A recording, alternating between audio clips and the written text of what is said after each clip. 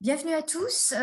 Donc bienvenue à notre 11e rencontre des CEO Talk organisée par le Centre d'entrepreneuriat innovation de l'École polytechnique. Donc moi je suis Mathilde Pruvot et je travaille au pôle communication du Centre d'entrepreneuriat et d'innovation de l'École polytechnique. Et donc aujourd'hui nous avons le grand plaisir d'accueillir Solange Arnaud, qui est fondatrice en fait de Médoucine, et Médoucine est une plateforme de mise en relation notamment dédiée aux médecines douces. Donc, elle va partager avec nous son parcours entrepreneurial, ses expériences, et vous pourrez bien sûr très volontiers échanger avec Solange Arnaud. Donc, bienvenue Solange.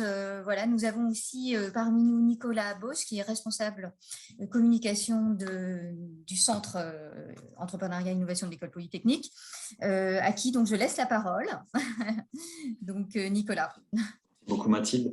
Alors, bienvenue à tous et bienvenue à ces CEO Talk. Alors, je vais vous rappeler évidemment que c'est un événement qui est sous le patronage de l'innovation et de l'entrepreneuriat, puisqu'on est un incubateur qui est lié à l'IX.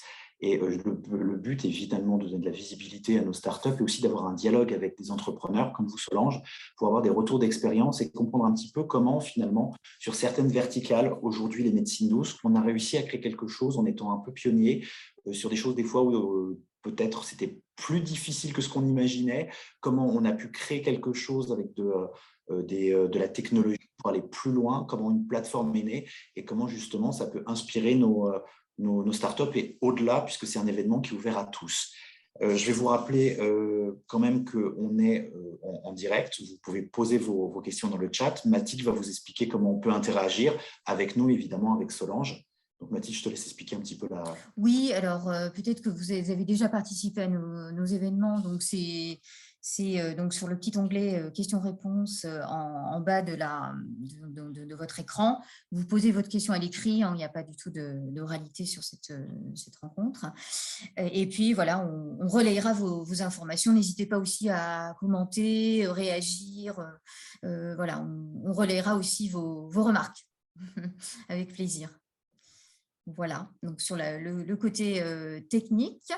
Donc on peut… Nicolas, tu voulais intervenir avant de laisser encore une fois la parole à Solange? Non, pas du tout. C'est bien, d'accord. Voilà, c'est à vous, Solange. Merci beaucoup. Merci Mathilde, merci Nicolas. Bonjour à tous, ravie d'être aujourd'hui avec vous pour partager mon expérience de développement de Médoucine. Je vais peut-être faire un petit mot d'intro sur mon parcours et un peu ce qui m'a amené là. Et puis après, je serais vraiment ravie de répondre à vos questions. En général, c'est le plus intéressant. Donc, n'hésitez pas, même si vous voulez vous présenter, dire qui vous êtes, ce qui vous intéresse. Ça me permettra moi aussi de réagir en fonction des sujets qui vous intéressent. Parce qu'évidemment, ça fait donc 5 ans que j'ai monté Médoucine et du coup, l'éventail des choses que je pourrais vous dire est assez vaste, que je puisse partir dans les directions qui vous intéressent le plus. Donc, avant de rentrer dans l'échange, un petit mot du coup sur mon parcours et ce qui m'a amené là. Je suis X94. Du coup, en sortant de l'X, moi, ce qui m'intéressait, c'était justement déjà la santé. Et à l'époque, la santé, en école d'appli, il n'y avait pas énormément de choses. Et je suis donc rentrée à l'agro comme école d'application. Et il se trouve que pendant que j'étais à l'agro, j'ai eu l'occasion de partir aux États-Unis. Et là, jeune ingénieur sans expérience, on était en 99, je me retrouve en fait à faire de l'informatique pour une boîte qui s'appelait eLog, qui, je crois, a été rachetée in fine par IBM. Et donc, je suis ingénieure avant-vente sur des composants de logiciels. Sachant que moi, j'étais assez nulle en informatique, mais je suis arrivée là un petit peu par hasard. Et finalement, c'était super intéressant parce que à l'époque, c'était vraiment des domaines un peu naissants. Et ça m'a permis de rentrer dans la technologie, de voir ce qui se passait dans ce monde qui était en pleine effervescence à l'époque à Boston.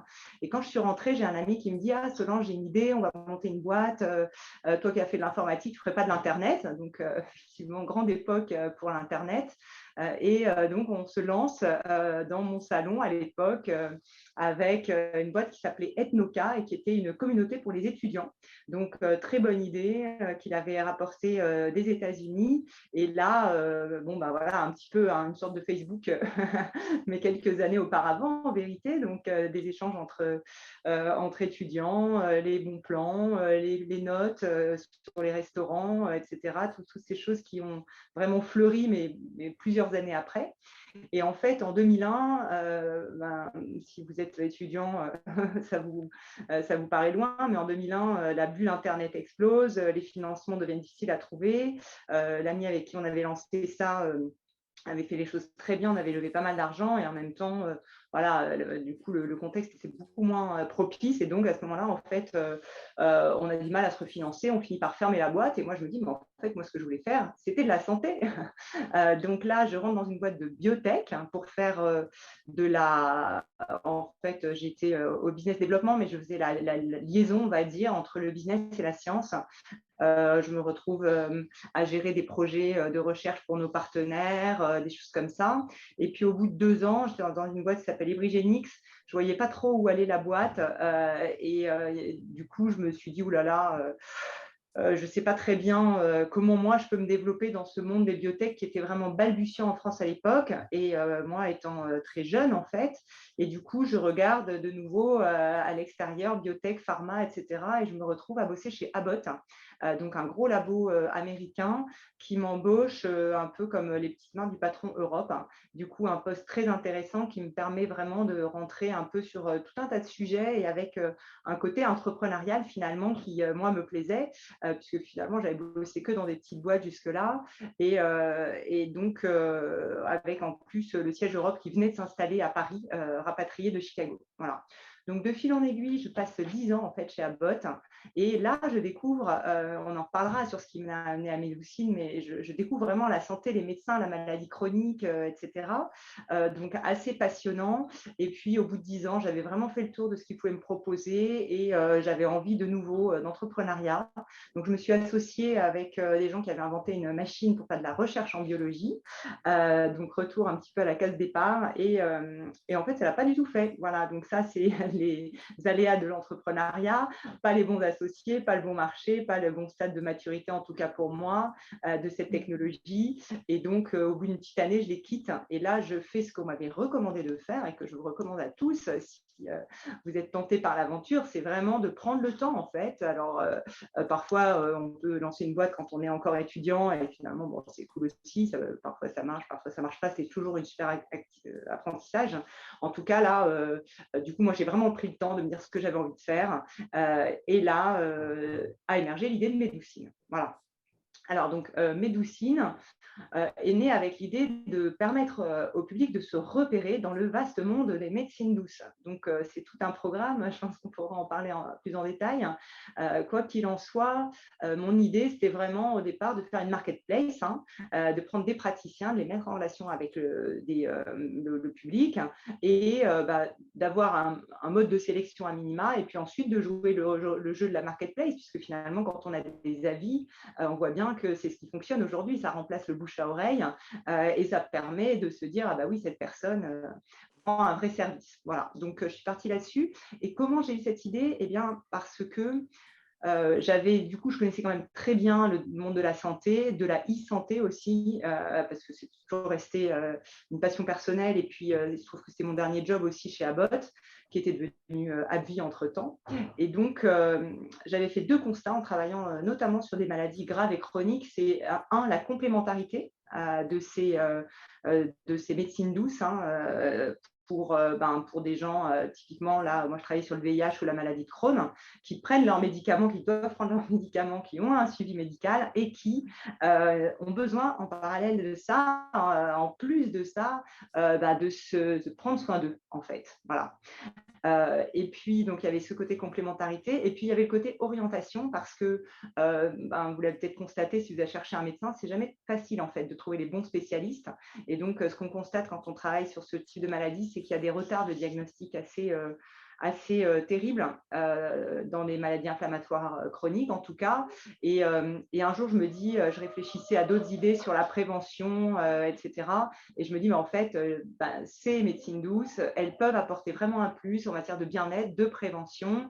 Et là, a fortiori, on est vraiment en difficulté pour trouver les bons praticiens, parce que là, on n'est pas du tout dans un monde où on est orienté par son médecin généraliste. Voilà. Donc, comme ça, de fil en aiguille, je lance Médoucine en 2015. Donc, j'ai l'idée, fin 2015, et je décide vraiment à Noël de me dire oui, je vais consacrer mon temps à ça. 2016, c'est mode MVP, hein, donc je teste l'idée au début d'année, puis je lance une première plateforme de test, puis je vois que ça commence à prendre et je lève 500 000 € dans mon entourage. Donc, le vrai lancement, c'est 2017, où là, je commence à avoir mes premiers salariés, etc. Mais honnêtement, à tout petit bruit au départ, ça a été long, en fait, pour moi de démarrer, peut-être aussi parce que j'étais toute seule, hein, j'étais seule fondatrice. En tout cas, ça a commencé doucement. Et puis, en 2018, quand même, voilà, les choses s'accélèrent. J'avais commencé à recruter. Du coup, ce qui était long, en fait, c'est de recruter une première équipe un peu solide. Voilà, donc j'accélère. En fin 2018, je lève un peu plus d'1 million d'euros sur les résultats qu'on avait obtenus avec cette première équipe. Et puis voilà, depuis, les choses s'accélèrent et on est devenu une vraie boîte. On est 25 personnes, on a nos propres locaux depuis 2 ans et on commence même à avoir des gens qui nous détestent. Donc, c'est que c'est qu'on fait les choses bien et que on commence à être visible, quoi. Voilà. D'accord, merci beaucoup Solange. Alors, est-ce qu'on a des réactions? Nicolas, tu peut-être commencer Solange, je vais tout de suite commencer par vous poser quelques questions. Vous expliquiez tout à l'heure que vous aviez travaillé de chez Abbott, donc un grand groupe de la pharmacie, donc plutôt un leader. Pourtant, vous avez parié sur des choses qui sont plus alternatives pour monter votre business. Comment s'est fait le déclic de manière personnelle? Comment on passe d'un monde qui est quand même un monde plus normé à quelque chose qui est un petit peu un outsider? Ouais.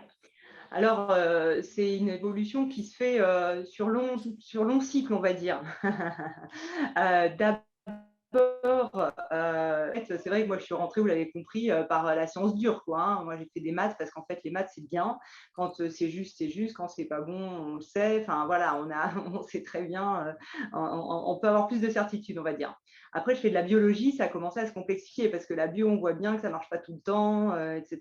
Il y a des exceptions. Après, moi, ce qui m'avait intéressé dans la bio, c'était vraiment le côté mécanistique aussi. À l'époque, on était en plein décryptage du génome, on allait sauver le monde du cancer grâce au décryptage du génome. Donc, c'était vraiment une promesse technologique forte, ambitieuse et qui m'attirait.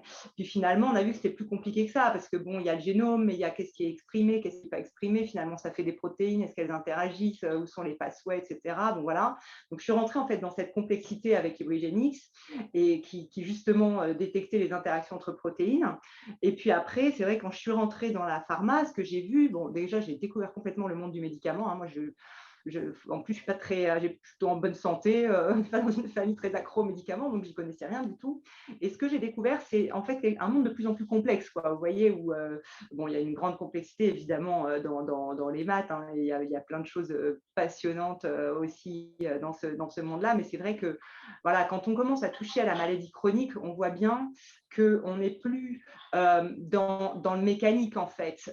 Il y a une partie un peu mécanique d'une certaine manière que peut avoir la pathologie, mais on est dans l'humain, en fait. On est dans le vécu des personnes et comment finalement le corps, l'esprit interagissent et voilà, quoi, et ça impacte mutuellement. Donc, en fait, c'est vrai que progressivement, au gré de mes expériences, j'ai aussi découvert que voilà, tout ne pouvait pas se résumer à une mécanique et qu'il y avait plein de choses qui d'ailleurs pourraient paraître un peu farfelues au départ, hein. Je pense à la méditation par exemple, qui finalement, lorsque on regarde vraiment ce qu'elles font, ont effectivement des effets physiologiques mesurés, etc. Donc un monde aussi qui moi m'intéresse beaucoup parce que quelque part, il ouvre un peu plus grand notre horizon sur des approches qui, alors je n'aime pas le terme d'alternatif que vous avez employé, Nicolas, parce que justement, on en parlera, mais le grand risque de ces pratiques, c'est d'être utilisé en alternatif, et c'est vraiment ce que nous, on souhaite éviter. Voilà, parce que finalement, quand elles viennent en complément, elles ne peuvent qu'apporter un plus aux personnes qui les utilisent. Voilà. Et alors, mon parcours personnel, par contre, je répondrai juste en complément de ça. Donc ça, c'est vraiment mon parcours professionnel et qui fait voilà, que petit à petit, j'ouvre un petit peu mes horizons à différentes façons en fait d'aborder les choses, constatant que voilà, tout ne peut pas se résumer dans mon prisme initial aux médicaments, par exemple, et puis maintenant, voyant vraiment tout l'apport de ces pratiques. Et moi, mon parcours personnel là-dessus, parce que je n'étais pas du tout spécialiste des médecines douces, loin de là, c'est plutôt autour de mes grossesses, parce qu'il se trouve que j'ai accouché de mon premier enfant en 2002 dans un hôpital où j'ai découvert le yoga. Voilà, à une époque où honnêtement, je n'osais même pas en parler à ma belle-sœur de peur de paraître trop perché, quoi. Donc voilà, il se trouve qu'il y avait des cours de yoga à l'hôpital. Voilà, l'hôpital était vachement là-dedans et il est resté. Voilà, donc j'y suis retournée 2 fois et du coup, à chaque fois, j'ai pu vivre de nouvelles expériences avec eux aussi autour de ce truc de, voilà, typiquement d'un accouchement qui peut être quelque chose de très mécanique et qui l'est de plus en plus quand même dans un parcours médical voilà, classique de suivi et qui d'ailleurs sécurise beaucoup les choses et qui en même temps peut être vécu de façon beaucoup plus physiologique avec les accouchements dans les piscines et des machins comme ça. Voilà. Et donc, j'ai pu aussi constater par moi-même que ce n'était pas du tout la même expérience, quoi. C'est vrai que depuis 2002, ces pratiques complémentaires ont vraiment énormément évolué, en fait, en très très peu de temps finalement. Tout à fait. Donc, comment vous vous êtes entouré en fait au tout début de votre démarche en fait entrepreneuriale pour Médoucine, ou est-ce que ça a été progressif? Vous étiez vraiment seul en fait pendant assez longtemps, ou vous avez pu vous entourer assez vite en fait? Oui, alors en 2016, dès le début de l'année, en fait, j'ai fait 2 choses. J'ai commencé à aller rencontrer un peu les gens de l'écosystème, quoi. Donc déjà en 2015, pour valider mon idée, j'ai pris l'annuaire. Franchement, j'ai appelé des hypnos, j'ai appelé des sophrologues, j'ai rencontré des thérapeutes pour voir un peu ce qu'ils pensaient de mon idée et comment ça résonnait chez eux. Donc ça, classique, pour regarder finalement dans quel marché on se place, sachant qu'encore une fois, là, pour le coup, ce n'était pas du tout ma spécialité, j'étais vraiment plutôt sur la santé très conventionnelle. Et puis, je suis allée aussi rencontrer les écoles, les syndicats, voilà, toutes les personnes qui faisaient un peu référence dans le domaine pour, à nouveau, savoir ce qu'elles disaient. Et puis, notamment, on en parlera peut-être, c'est vrai qu'on a un peu on a un process de sélection dans lequel on valide entre guillemets les profils des personnes que l'on référence, et donc c'est là où j'ai pu voilà, finalement, grâce à tout ce qu'ils ont pu me dire, vraiment construire finalement la démarche de Médoucine. Voilà. Et après, sur le plan vraiment de l'entreprise, dès le départ, en fait, j'ai bossé avec des freelances, puisque j'étais toute seule dans mon salon, donc freelance. Et puis, j'ai commencé à recruter après avoir levé un petit peu d'argent. D'accord. Très bien. Alors, on a des questions de nos auditeurs. Donc, en fait, on va... Alors, on a donc une petite remarque d'Antoine, voilà, je ne sais pas, chère Solange, donc peut-être ça va vous parler. Sinon, donc... Je connais beaucoup d'Antoine. D'accord. Donc ensuite, spectateur, voilà, donc qui nous... Je vous communique. Le yoga depuis 3 ans m'a permis de ne plus souffrir du dos, ainsi que la pratique de la méditation, un atout certain pour le corps et l'esprit, alors que je n'y étais pas du tout ouverte. À ce jour, je ne pourrais plus m'en passer. Voilà, donc c'était une remarque. Et puis Antoine, donc... voilà, c'est pour ça qu'on travaille. Ouais. Antoine, comment faites-vous pour qualifier vos spécialistes, car nous pouvons remarquer qu'il y a une explosion des naturopathes ces derniers mois avec un risque de personnes mal qualifiées? Oui, tout à Vous en fait. parliez un petit peu tout à l'heure. Vous Absolument. évoquez Donc ça, c'est un tout petit peu le un sujet. bon exemple. Donc typiquement en naturopathie, et après on a décliné cette approche un peu sur tous les domaines. Déjà, avec chaque personne qui nous rejoint, on a un long entretien qui nous permet de comprendre leur démarche, leur approche, et notamment ce à quoi on est vigilant, c'est vraiment leur démarche complémentaire. Voilà, parce que particulièrement les naturopathes ont aussi pu être épinglés sur ce thème-là. Le vrai gros risque de ces pratiques, c'est le renoncement aux soins. Voilà. Parce que pour le reste, parmi les gens à qui j'ai parlé dès 2016, par exemple, il y a les assureurs. Les assureurs, s'assurer en tant que naturopathe en RC Pro, ça coûte 200 € par an. Ça veut bien dire que le risque, il est quand même assez mineur, quoi, voire 200 ou peut-être moins, quoi. Du coup, c'est quand même, voilà, c'est assez mineur. Et donc, les assureurs m'ont dit non, on n'a pas de, comment ils appellent ça, de sinistre. Voilà. En revanche, le vrai truc, c'est à éviter, c'est d'avoir un naturopathe qui vous dit, ben voilà, ce qui est important, c'est de faire un jeûne, de manger du cru, de je ne sais quoi pour guérir votre cancer. Donc, ce que je vous propose, c'est de ne pas prendre votre chimio. Voilà, ça, ce serait dramatique. Voilà. Et c'est vraiment ça qu'on veut éviter. Alors, effectivement, pour autant, nous, on n'est pas dans le cabinet de chaque praticien, donc il faut qu'on mette une sorte de filet tout autour. Et puis, donc, je vais vous décrire le filet, quoi, pour éviter les dérives. Donc, premièrement, on s'entretient avec eux parce que dans leur discours, on le voit bien, les gens aussi qui dérapent complètement et qui voilà, sont un peu sortis de leur rôle. Ensuite, deuxièmement, on vérifie les certificats professionnels. Alors, c'est vrai qu'on est dans un domaine qui fait que les certificats professionnels, ils sont divers et variés. Et en plus, naturopathe, on peut s'installer comme naturopathe en n'ayant rien fait du tout.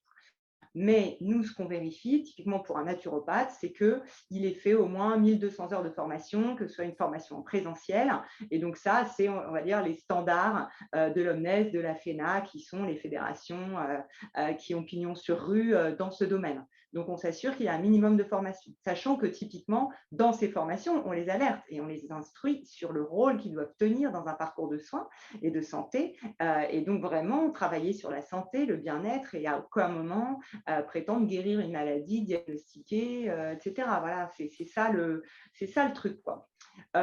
Troisième étape de la validation, on prend des références professionnelles de gens qui ont travaillé avec eux, de personnes qui sont allées les consulter.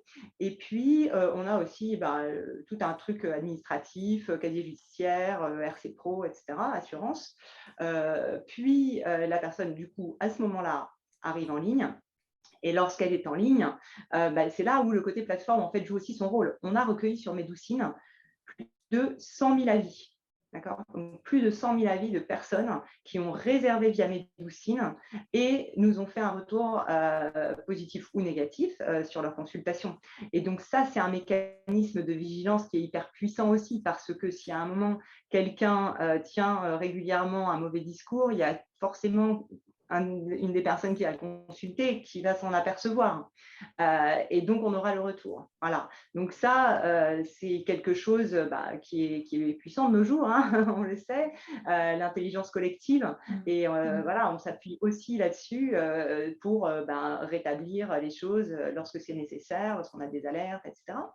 Et puis, sachant qu'on n'a jamais eu en vrai d'alerte, justement sur des cas délicats, en fait, en tout cas pas sur ce que je vous décrivais, qui est pour moi vraiment l'alerte rouge de personnes qui diraient d'arrêter les traitements, quoi. Voilà. Et puis après, on a pas mal d'occasions en fait d'échanger avec les thérapeutes, on les appelle, voilà, on anime en fait un réseau professionnel.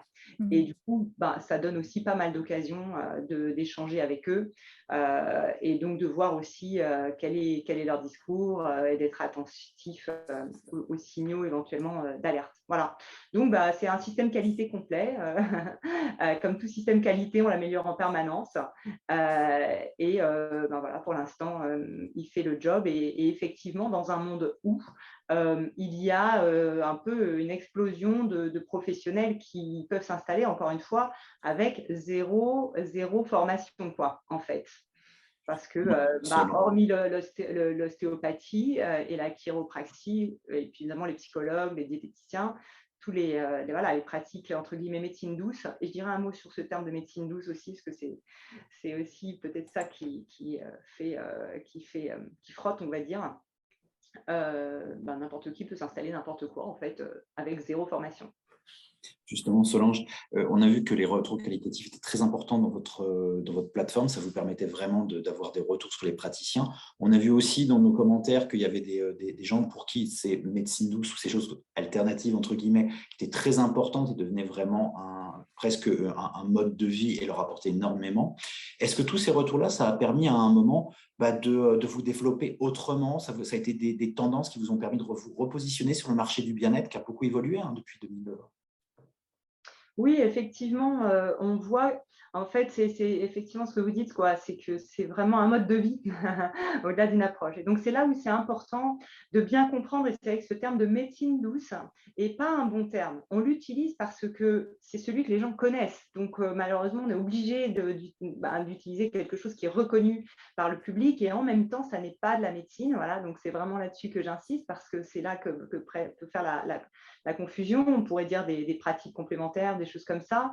Mais au-delà de ça, effectivement, l'idée, c'est vraiment de permettre aux personnes d'avoir une démarche plus proactive, en fait, vis-à-vis de leur santé, plus préventive aussi, de s'approprier, comme notre spectateur là en parlait, finalement, des routines aussi au quotidien, peut-être une meilleure hygiène de vie et qui finalement peuvent améliorer la santé au long cours simplement parce qu'elles sont voilà, des outils un petit peu vertueux. Et donc, sur Médoucine, pour l'instant, le modèle, on va dire, n'a pas évolué depuis le début. C'est-à-dire que bon, à 95%, on va dire, notre chiffre d'affaires, c'est les abonnements des praticiens, en fait. Donc, il y a un modèle classique. Et là-dessus, en fait, on n'a pas bougé, mais ce qu'on est en train de développer, effectivement, c'est de travailler sur des programmes digitaux, puisqu'effectivement, quand même, c'est le genre de choses qui sont beaucoup développées depuis 18 mois et que nous, on fait déjà beaucoup de contenu, en fait, grâce à notre réseau, qu'on diffuse largement gratuitement. On fait des webinaires, des choses comme ça. Donc là, on est en train de travailler sur des programmes un petit peu plus construits, par exemple sur la gestion du stress ou des choses comme ça. D'accord. On avait quelques commentaires d'ailleurs, Mathilde. Oui, alors donc on a une question par rapport en fait à vos lieux d'implantation. Quel département couvre Médoucine? Voilà, et le commentaire, c'est dommage, je n'ai pas connu avant. Bon, merci. Médoucine est présent un peu partout en France aujourd'hui, donc principalement dans les grandes agglomérations au départ, mais actuellement, on doit être à peu près dans tous les départements. D'accord. Et vous avez une démarche, en fait, un process par rapport à justement cette implantation sur d'autres lieux? Oui, bien sûr, parce que en fait, on a d'abord, finalement, ce qu'on organise quand même, ça reste marketplace sur le plan technique, c'est-à-dire la rencontre entre des personnes qui cherchent des praticiens et des praticiens. Donc, cette rencontre, elle a lieu quasiment tout le temps dans un cabinet physique. Donc, effectivement, il faut qu'il y ait une masse critique de thérapeutes pour que le public trouve finalement les thérapeutes qu'il recherche et vice-versa. Lorsqu'on a des praticiens sur une zone géographique donnée, nous, notre enjeu, c'est d'arriver à faire connaître le site localement, quoi. Donc, effectivement, on a une démarche par rapport à ça, de se dire justement, la prochaine ville sur laquelle on veut être présent, admettons Angers, qui on connaît à Angers, est-ce qu'on a des thérapeutes du réseau qui peuvent recommander des gens à Angers, d'appeler des thérapeutes d'Angers pour commencer à faire parler de nous et puis petit à petit de constituer un réseau, quoi. Parce que j'en ai pas tellement parlé, mais vis-à-vis des professionnels dans notre offre, il y a aussi vraiment une dimension communautaire, réseau, rencontre.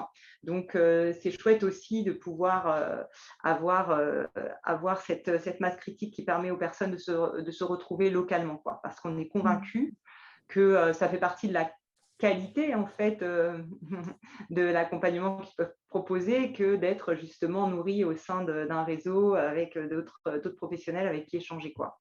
Je vais rebondir là-dessus. Ces rencontres entre professionnels, comment ça se passe? C'est-à-dire que c'est par communauté de naturopathes, par exemple, ou alors c'est des échanges entre différentes pratiques qui permettent d'évoluer. Il y a des échanges entre différents praticiens, mais sur des mêmes maladies ou des mêmes pathologies, par exemple? Oui, alors effectivement, c'est plutôt des rencontres pluridisciplinaires avec différentes thématiques qui peuvent les intéresser. Parfois, c'est simplement de dire, bah voilà, on va réunir les gens à Nantes, hein. On peut aller, là par exemple, vendredi dernier, moi j'étais à Lyon, parce qu'il y a aussi des salons bien-être ou autres qui sont organisés localement. Donc, on essaye d'y être présent et d'en profiter pour rencontrer notre réseau et puis ben, voilà, d'animer un petit peu en physique. Et après, on a un système de table ronde dans lequel effectivement on les invite à échanger sur différents sujets, sur la façon dont effectivement ils peuvent accompagner des personnes dans différentes situations. D'accord. On avait aussi une nouvelle question de la part de Ralil qui voulait savoir si vous continuez à faire du recrutement actif de praticiens ou si la tendance s'est inversée avec votre croissance, dans le sens où eux-mêmes vous contactent pour obtenir de la visibilité. Ouais, ben, y a un petit peu les deux. En fait, comme je vous le disais, nous, on a un enjeu de maillage géographique. En plus, on a de plus en plus de partenaires chez qui on est connecté, entre guillemets. Et donc, bah, pour eux aussi, souvent, il y a cet enjeu justement d'avoir des praticiens là où leurs propres adhérents, clients ou autres sont présents.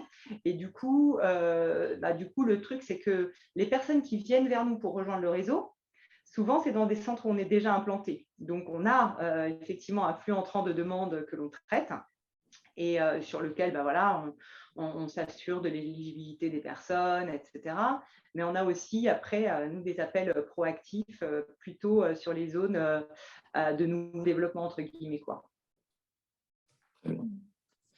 Et donc, justement, là, je rebondis sur la partie partenariat. En fait, donc vous avez des partenaires entreprises, écoles. Comment vous travaillez avec eux, en fait, exactement? Alors, il y a plein de modalités différentes. On a au départ des complémentaires santé avec qui on est en partenariat et globalement, on fait une sorte de médecine spéciale dédiée pour eux, dans lequel, d'ailleurs, souvent, ils filtrent aussi certaines pratiques parce que c'est vrai que bien que nous-mêmes, on ait notre propre filtre, ils ont parfois choisi un sous-ensemble de pratiques qui convenaient mieux à leur communauté. Donc, on a voilà, des médecines ad hoc, on va dire, pour certains partenaires. Après, on a d'autres partenaires avec qui on fait plutôt des interventions ponctuelles en entreprise autour du bien-être au travail, etc. On a des partenaires avec qui on fait des échanges de visibilité, par exemple des médias. Donc, chez qui on publie des articles. Et puis, avec les écoles et les syndicats professionnels, d'abord pour nous, c'est une façon d'être informé de ce qui se passe dans les professions, de la même façon. En gros, les écoles et les syndicats, ils ont le même objectif que nous, c'est-à-dire de s'assurer que les gens qui sont bien formés font bien leur métier et que du coup, ils se distinguent de quelqu'un qui voudrait s'installer sans avoir fait quoi que ce soit. Donc, avec eux, on échange sur ce type de sujet. Il nous arrive d'organiser des webinaires thématiques. Et puis, ils peuvent là aussi parler de médecine à leurs adhérents et nous donner de la visibilité à l'école ou au syndicat. Aujourd'hui, la qualité de la pratique sur tous ces métiers qui ont le vent en poupe, comment elle est travaillée de votre côté? Parce que le marché a beaucoup évolué. Est-ce que vous avez dicté une charte de qualité? Comment vous vous positionnez aussi aujourd'hui sur le marché? Parce que 20 ans sur un marché pareil, vous avez beaucoup de data, vous êtes devenu presque un label, en fait, d'une certaine manière, de qualité. Alors oui, effectivement, on a 5 ans, pas encore 20, mais donc oui, c'est vrai qu'on a beaucoup de data et dans nos enjeux, je pense, y compris tech, il y a un sujet de mieux utiliser cette donnée, notamment dans une démarche de qualité aussi, d'alerte, etc. Voilà, puisque là, on collecte des avis, on les rend visibles. Donc, cette transparence, déjà, pour nous, c'était ça la base, on va dire, de la promesse aussi vis-à-vis du public. C'est-à-dire que quand vous choisissez un praticien, c'est vraiment de A à Z ce qu'il fait, ce qu'en ont pensé les autres personnes qui ont consulté, tout ça. Mais aussi, finalement, sur la base de tout ce qu'on a, on pourrait faire un travail de data qu'on n'a pas encore fait. Donc ça, c'est sans doute la prochaine étape, de mieux utiliser tout ce qu'on recueille pour peut-être aider aussi les professionnels à monter en qualité, l'ensemble du domaine à monter en qualité. Merci à vous, Solange. Alors, du point de vue purement entrepreneurial et technique, justement, quel est votre business plan à la fois sur la plateforme et hors plateforme? C'est-à-dire notamment voilà, avec les partenaires que vous avez cités. Ouais, principalement, honnêtement, notre chiffre d'affaires, je vous le disais, il vient de la plateforme et des abonnements des thérapeutes, en fait. Ouais. Voilà, c'est quand même largement ça. Après, on a quelques prestations, c'est de la prestation de service à côté, mais c'est assez, ça reste petit, en fait. Donc, c'est un abonnement, en fait, c'est ça, hein, c'est des abonnements mensuels ou ça peut être aussi annuel ou c'est à la carte, ça dépend, non? C'est un abonnement qui est avec un engagement annuel sur la première année, mais qui est payé de façon mensuelle et ensuite qui peut être résilié à tout moment après un an d'abonnement, quoi. D'accord. On va continuer un peu sur ces questions de business, si vous permettez, Solange. Aujourd'hui, est-ce que vous avez des concurrents sur ce marché-là? Ou alors c'est un marché finalement qui reste assez à formater, en fait, où il y a encore de la place, où il y a encore des possibilités de gagner des parts de marché? Comment ça se passe? C'est un marché d'ailleurs qui est homogène ou pas? Alors, c'est un marché qui est très hétérogène encore. Donc, nous, on participe d'une certaine manière à sa structuration, encore une fois, à créer effectivement des repères dans ce marché, à essayer de voir ce qui se passe. Il y a aussi beaucoup de discussions en parallèle de ça autour des métiers. Donc, il y a des sujets qui sont chez France Compétences pour avoir des RNCP. Voilà, il y a pas mal de trucs qui se passent en dehors de nous pour un peu finalement structurer le marché et donner un cadre à ces différents métiers. Mais nous concernant, en fait, de façon assez amusante, notre principal concurrent, c'est Doctolib. Sur le plan commercial, car ils n'ont pas du tout le même positionnement, la même offre, ni vis-à-vis du public, ni vis-à-vis des thérapeutes. Néanmoins, et bien que théoriquement ce ne soit pas trop leur business, ils ont en fait beaucoup plus de commerciaux que Medocine qui passent des coups de fil. Alors, beaucoup à des ostéopathes, mais aussi à des sophrologues, des naturopathes, etc., etc. Et là, pour le coup, ce qui est assez amusant, c'est que nous, on nous challenge beaucoup, en fait, sur les personnes qu'on référence, le comment, le pourquoi, le machin. Sur Doctolib, il n'y a pas les avis. Je ne sais pas s'ils les collectent ou pas pour ces personnes-là. Et je serais curieuse de savoir leurs critères de sélection. En tout cas, pour nous, c'est le seul en fait vraiment concurrent. Encore une fois, c'est semi un concurrent parce qu'en fait, on n'a pas du tout la même offre, mais c'est ce qu'on voit le plus parce que sinon, on est dans un domaine en fait qui est encore si peu normé qu'il n'y a pas eu beaucoup d'argent qui soit venu de là, en fait. Et donc, les autres plateformes spécialisées n'ont pas du tout la même ampleur que Medocine, quoi. Il y a juste quelques commentaires aussi dans la conversation. Quel thérapeute trouve-t-on sur la plateforme? Alors, il y a des naturopathes, mais mis à part des naturopathes, il y a peut-être des professions qui sont plus représentées que d'autres ou des choses qui sont très rares à trouver, qu'on peut trouver sur Medocine, justement, parce qu'elle agrège tous ces métiers-là? Oui. Alors, sur Medocine, on trouve tout ce qui est du coup non remboursé par la sécurité sociale, donc non réglementé quelque part, ou en tout cas sur lesquels finalement les personnes vont faire leur propre choix. réellement, hein, parce que c'est aussi ça qu'on apporte. C'est les personnes, quand elles doivent choisir quelqu'un, elles ont besoin de voir des infos, et pas seulement un numéro de téléphone qu'on se passe sous le manteau, quoi. Ce qui est un peu le cas du bouche à oreille traditionnel dans notre domaine. Et donc, oui, par rapport à ça, ça commence à l'ostéopathie, la chiropraxie, ça c'est les plus réglementés chez nous. Mais ensuite, effectivement, les principales pratiques, c'est naturopathe, sophrologue, hypnose, quoi. Voilà. Et après, on a les shiatsu, la réflexologie, ce genre de choses. On a aussi un volet psychopraticien, quelques psychologues aussi, psychopraticiens, donc c'est-à-dire par exemple des gens qui font de la gestalt ou des choses comme ça.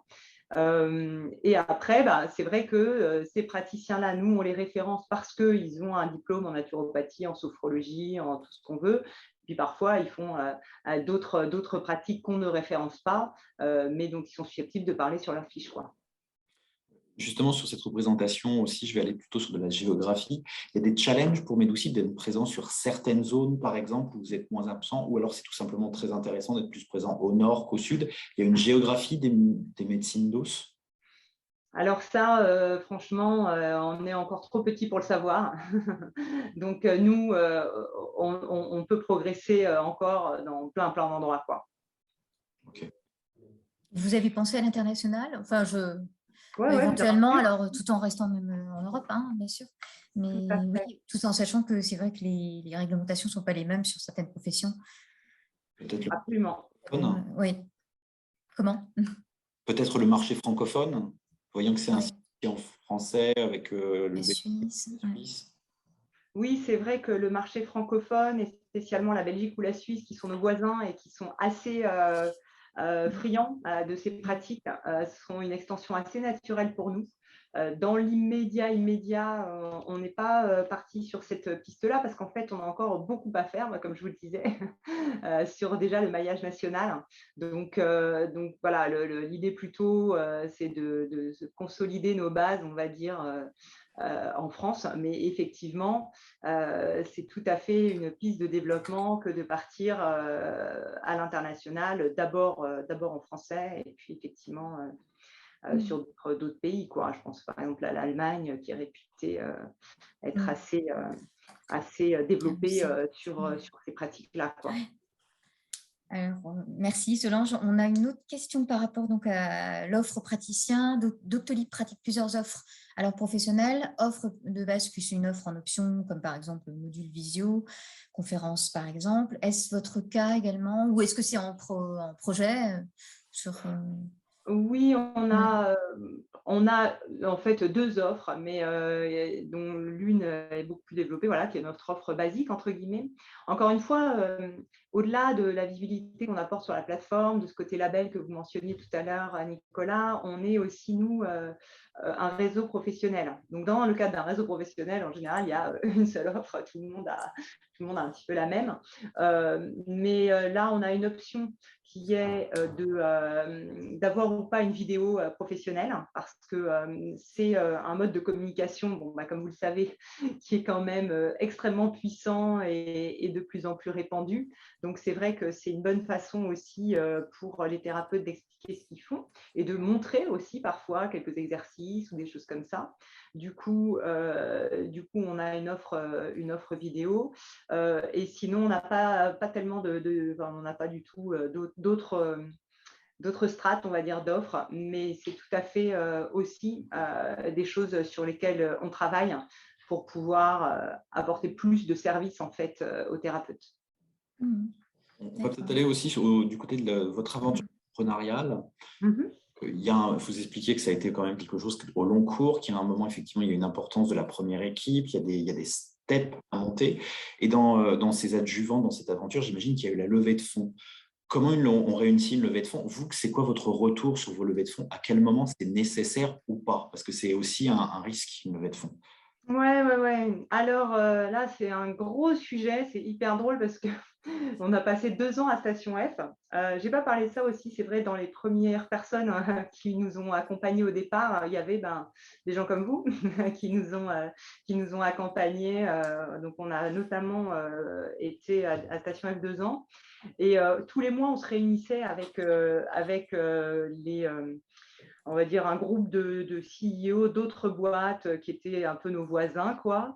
Et en fait, on nous disait de quel sujet vous voulez parler. Et à 90%, à chaque fois, on retombait sur la levée de fonds, quoi.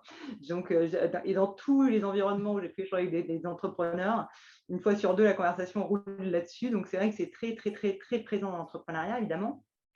Et en même temps, voilà, chacun là-dessus voit midi à sa porte et ça dépend vraiment énormément du type de business. Et c'est vrai que peut-être si j'ai une mise en garde, c'est d'être vigilant un peu au miroir aux alouettes de l'entrepreneuriat, parce que particulièrement sur les levées de fonds, mais parfois plus généralement sur d'autres sujets, on nous sert, voilà, les gars qui lèvent 10, 20, 100, 50 millions. Voilà. Et du coup, c'est un peu la course à la licorne. On a l'impression que c'est ça l'entrepreneuriat. Alors qu'en fait, ça, c'est l'entrepreneuriat dont on parle. Mais en fait, l'entrepreneuriat, ce n'est pas nécessairement ça. Il y a aussi plein de gens qui réussissent des entreprises extraordinaires sans avoir fait aucune levée de fonds, parce que finalement, les meilleurs fonds qu'on peut lever, c'est le chiffre d'affaires qu'on arrive à générer, qui est quand même la meilleure caution de notre, enfin, la meilleure reflet de notre réussite, quoi. Et c'est vrai que parfois, je trouve que voilà, médiatiquement, le truc marche un peu sur la tête. On a l'impression qu'une boîte a réussi parce qu'elle a levé de l'argent, alors que quand même, une boîte a réussi quand elle a créé du chiffre d'affaires, quoi. Et ça, bon voilà, c'est un peu le monde actuel qui fait ça, mais ça n'a pas. Enfin, je trouve que c'est utile de rappeler quand même ces fondamentaux parce que, encore une fois, voilà, la communication qu'on entend, le bruit de fond n'est pas du tout celui-là, quoi. Donc ça, c'était première chose.